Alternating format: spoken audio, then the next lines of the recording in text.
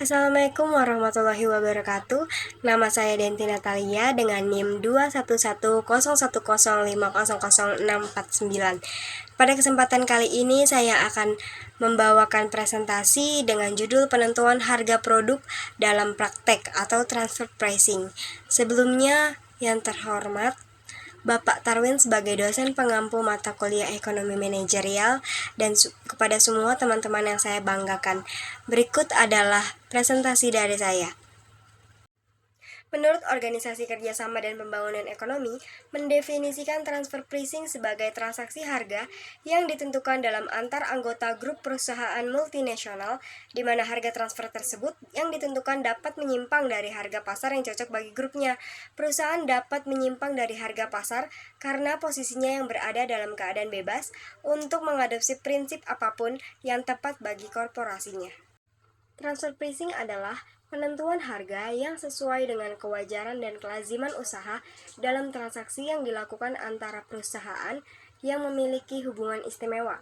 Transaksi ini melibatkan berbagai hal, mulai dari barang, jasa, harta tak berwujud, hingga transaksi pinjaman. Praktik transfer pricing umumnya dilakukan oleh perusahaan multinasional.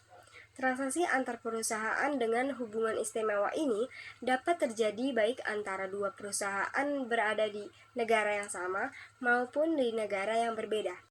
Dengan begitu, menurut saya, transfer pricing merupakan praktik penetapan harga ketika satu divisi anak perusahaan dari suatu perusahaan menjual produk atau jasa kepada divisi atau anak perusahaan lainnya dalam perusahaan yang sama. Hal ini dilakukan agar perusahaan dapat mengalokasikan biaya dengan tepat dan mengukur kinerja setiap divisi secara akurat. Terdapat 4 metode penentuan harga dalam praktik. Yang pertama itu adalah metode biaya ditambah dengan laba yang diinginkan. Yang kedua, metode penentuan harga didasarkan pada keseimbangan antara harga permintaan dan harga penawaran produk di pasar. Yang ketiga, metode marginalis pricing pada kondisi ketidakpastian. Dan yang keempat, metode penentuan harga dalam pasar yang mapan. Mari kita bahas metode yang pertama, yaitu metode biaya ditambah dengan laba yang diinginkan. Metode ini dikenal sebagai cost plus pricing method, yang mana metode ini merupakan metode yang paling sederhana, yaitu produsen di dalam menetapkan harga produknya dengan cara harga biaya per unit ditambah dengan laba yang diinginkan. Secara sistematis, metode ini dapat dirumuskan sebagai harga jual sama dengan biaya per unit ditambah laba yang diinginkan.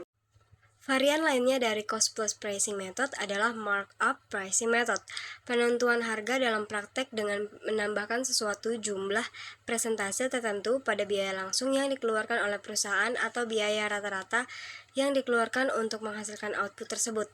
Sehingga dapat kita ketahui rumusnya adalah P sama dengan AVC plus X% dikali dengan AVC, di mana P itu adalah harga yang ditetapkan, AVC itu biaya rata-rata variabelnya, dan X% adalah besarnya presentasi tertentu markup-nya itu. Metode selanjutnya yaitu metode marginalis pricing pada kondisi ketidakpastian.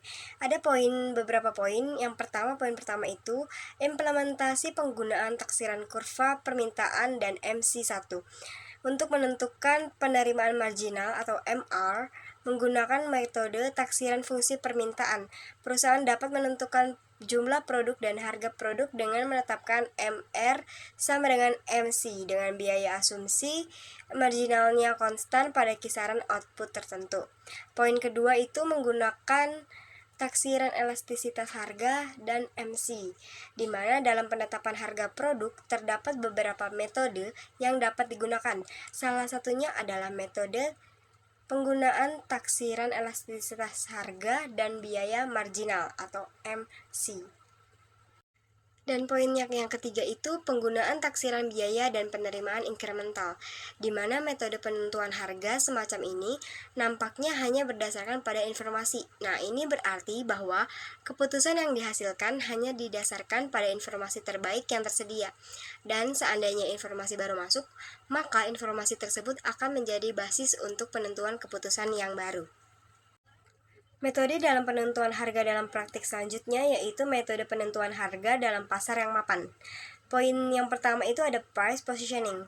Price positioning adalah strategi manajemen yang bertujuan membangun citra atau identitas dengan cara menetapkan produk, merek, atau nama perusahaan agar menciptakan kesan yang jelas, berbeda, dan positif dibandingkan dengan produk, merek, atau perusahaan pesaing. Dan poin yang kedua itu ada strategi harga untuk produk lain, yaitu ini strategi penentuan harga ini banyak dijumpai dalam kehidupan sehari-hari. Hal ini banyak dilakukan oleh perusahaan yang menentukan harga suatu barang yang diproduksi atau lebih dari satu barang yang diproduksi, baik itu barang tersebut komplementer maupun substitusi barang yang diproduksikan. Materi selanjutnya yaitu menentukan harga produk dalam satu paket atau bundling ya. Pembendelan produk yaitu praktik penjualan satu atau lebih produk secara bersama-sama dengan satu paket dengan harga yang tunggal. Penjualan secara paket akan meningkatkan laba yang ditempuh dengan cara menaikkan harga setiap produk apabila dijual terpisah dan menawarkan bundelan sebagai satu paket dengan satu harga yang lebih rendah dari harga jual masing-masing komponen dalam bundelan tersebut. Ini seperti yang sering kita temui di hari-hari kehidupan kita, contohnya kayak misalkan kita beli Indomie di swalayan ya teman-teman. Jadi kayak dia satu bundelan itu bisa isi 5 dengan harga yang lebih rendah. Kalau misalkan kita hitung, kalau kita beli sesatuan lebih mahal. Selanjutnya itu harga promosi. Menurut Bloomberg, masyarakat yang menyukai penjualan secara obral adalah mereka yang mempunyai opportunity cost rendah terhadap hilangnya waktu. Mereka yang memiliki pendapatan tinggi kurang tertarik nih pada penjualan obral ini. Secara umum, penjualan secara obral biasanya disukai mereka yang pendapatannya menengah ke bawah dan biasanya untuk kebutuhan bahan-bahan rumah tangga seperti makanan, deterjen, tisu, dan lain-lain. Mungkin itu saja yang bisa saya sampaikan pada kesempatan presentasi hari ini. Kurang lebihnya mohon maaf. Wassalamualaikum warahmatullahi wabarakatuh.